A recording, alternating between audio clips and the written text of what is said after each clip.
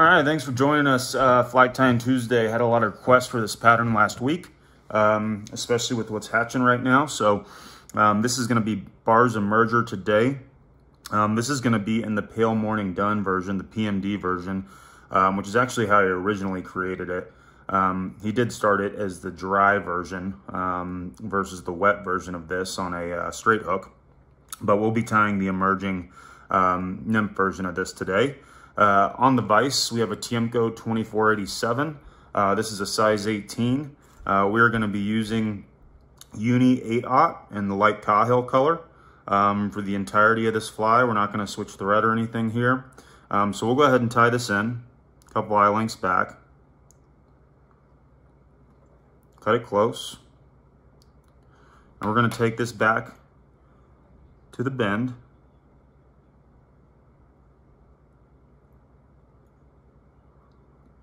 Now the next thing we're going to do here is we're going to tie in our tail.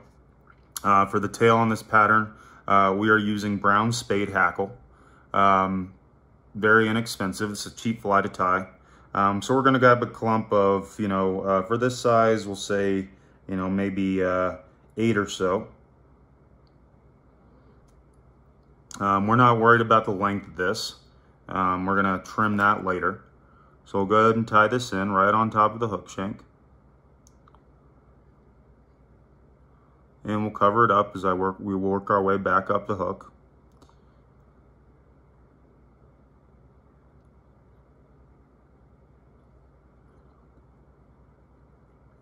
Now, next thing we're going to do is we're going to hackle this fly. Dub it, I mean. So we're going to work our way back down to just below, maybe an eye length or 2 from our tie-in point. So we're going to go ahead and get some brown superfine dubbing here. This will be a two-toned pattern in terms of the dubbing, but we're going to start with brown. And we'll dub this very lightly.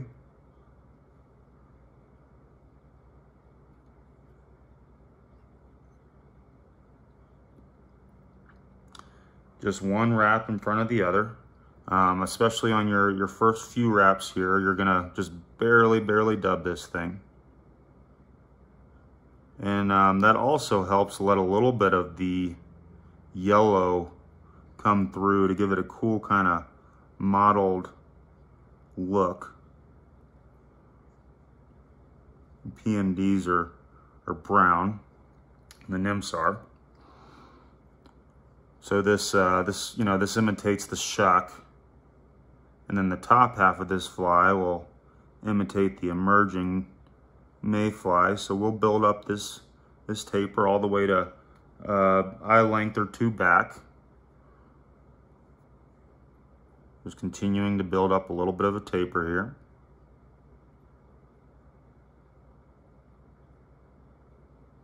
All right, and then we'll take our thread back to about the hook point. You can tie this in a flashback version or not. We'll do the flashback today just so you see the whole process.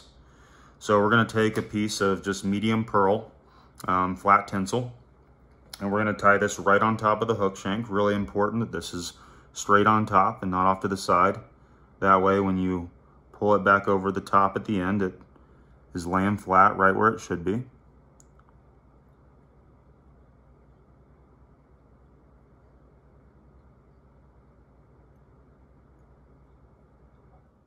Next thing we're going to do here is we're going to tie in our legs and our wing case. Same material as before, but in a pale yellow. So some spade hackle.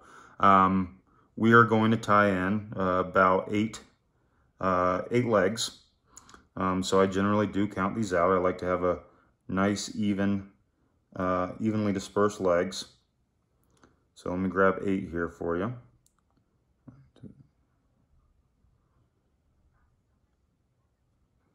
And then we'll just trim the tip of this where we pulled it off just so it's even for the tie-in. We're going to tie this in right on top as well. All at that same tie-in point, pretty much right at that hook barb. And the next thing we're going to do is we're going to dub the thorax. We've got some super fine PMD colored.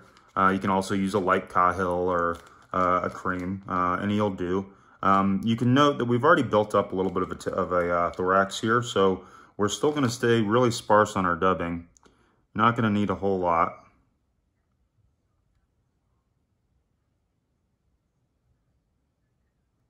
Get a little bit more here.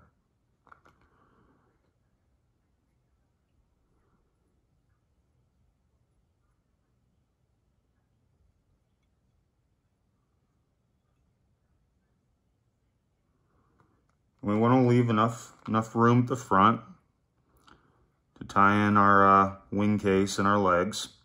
There are going to be a handful of wraps up here, so don't get too close, don't get too crowded.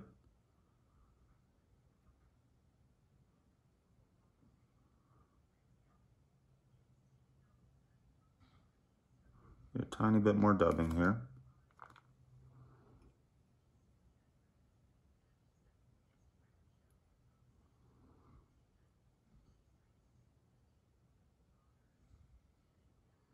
There we go. So next thing we're going to do here, we're going to pull over our wing case. So we're just going to pull that saddle hackle, those spade fibers straight over. Capture them with the wrap. Oops.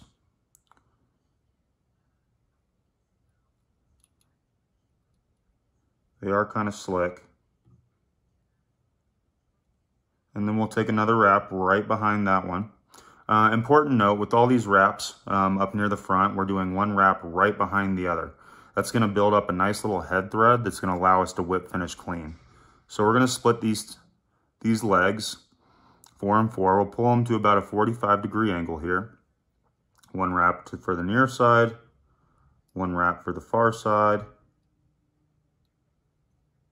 If I can get you to go where I want. There we go.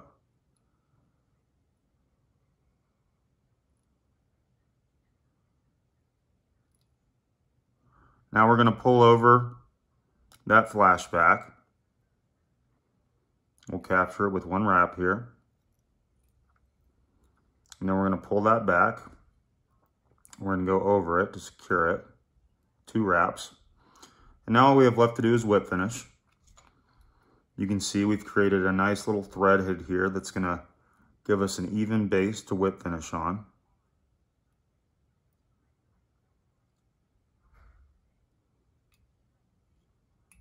Make sure you don't trap any of those legs as you're doing that. We'll cut it close. Cut off this flash nice and close. Just slide your scissors all the way down as far as you can. Now I'll pull these legs back, and we want these to be just slightly longer than the wing case and the thorax. And the last thing here is we're going to cut the tail. We want this to be about a hook shank in length.